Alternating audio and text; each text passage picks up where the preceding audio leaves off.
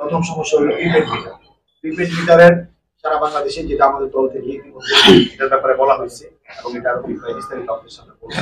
এবং আমি যে চিফ ইঞ্জিনিয়ার ময়মনসিংহ জোনাল এবং যে স্টেট চিফ ইঞ্জিনিয়ার তাদের নাম্বার পাইছি, ট্রাই করছি। আমি আমার কেন্দ্রীয় বিএনপির আমাদের যে অ্যাপ আছে, এই যে অ্যাপের সাথে আমি কথা বলছি, আমি ঢাকা গিয়ে কালকে রবিবার সোমবার ঢাকা গিয়ে আমার বিদ্যুৎ মন্ত্রী টুকু ভাইয়ের সাথে আমি ফোনে কথা বলছি।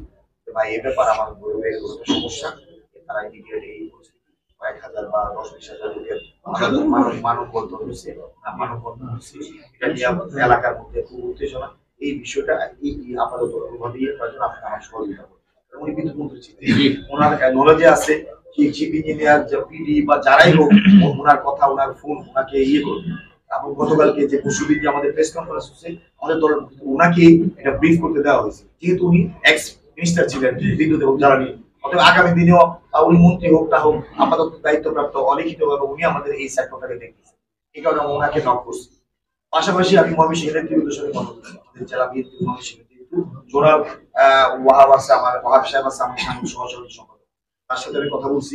জাকির হোসেন বাবুল আমাদের দক্ষিণ জেলা বিএনপি সভাপতি, এরা যেহেতু শহর কেন্দ্রিক পলিটিক্সটা করে, এরাও ওই সমস্ত পিডি বা এই সমস্ত কর্মকর্তাদের তাদেরও কাজে লাগে। আমি ওইভাবে আমি অলরেডি জিনিসটা নিয়ে আমি হোমওয়ার্ক করতে